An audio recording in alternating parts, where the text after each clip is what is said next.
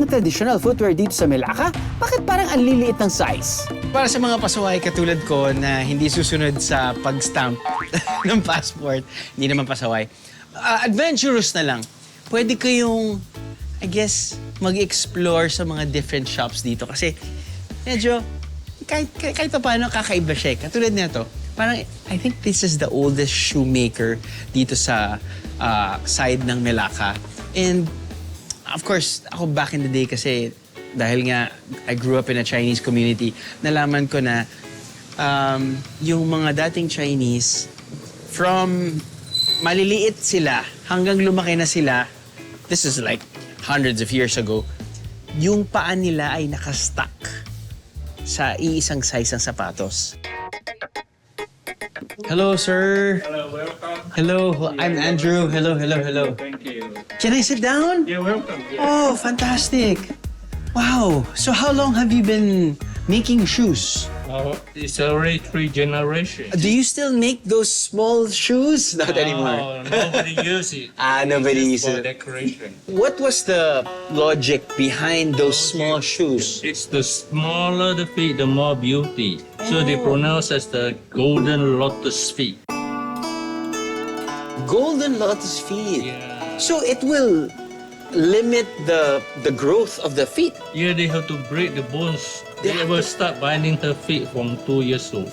At that time, it was considered very attractive. Yeah, very sexy. Also. Now, it's not being Illegal in 1911, 1911. the Chinese Revolution. Bounded feet shoes ang tawag nila rito. Ang bawat kulay, may okasyong sinisimbolo. Ang matitingkad, ginagamit sa ordinaryong araw. Pula naman kapag araw ng kasal. At itim na sumisimbolo sa kamatayan o kapag may ililibing. Sa ngayon, nanatili na lang itong paalala ng kanilang kasaysayan. Ang ibang mga turista, nagpapagawa nito bilang unique souvenir galing Melaka.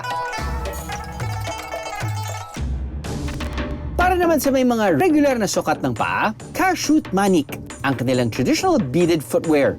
Ang bawat disenyo ng glass beadwork, sumasalamin sa tiyaga at kakayahan ng mga nonya o kababaihan noon. But now we make is Baba Nonya beaded sandals. Girls and men. Oh, nice! Yeah. What is a very unique and distinct style or Unique pattern? style is depend on the beats. Depend on the beads. Na para bang artist ako mga bihero? Pero parang alam ko na ito There are different grades. Yeah. One pair of sandals would cost how much? It's around 750 to 950. That's 12 to 15,000 pesos. But it is custom made and it's very good, unique. yeah. Wow. But this shoe can last forever. I can try, sir. It's the beats. Oh, goodness gracious. Here we go.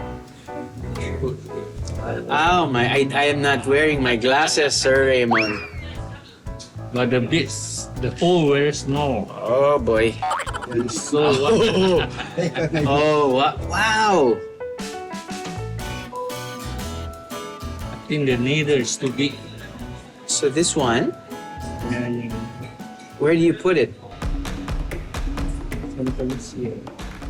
Oh, there.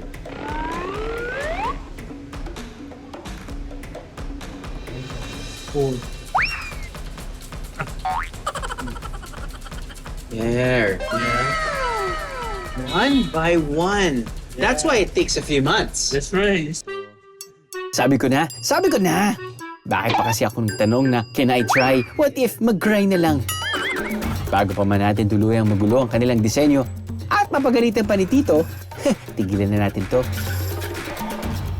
I have the meeting is a BIA. God! All you gotta do is just subscribe to the YouTube channel of GMA Public Affairs and you can just watch all the Behind the Drew episodes all day, forever in your life. Let's go! Yeehaw!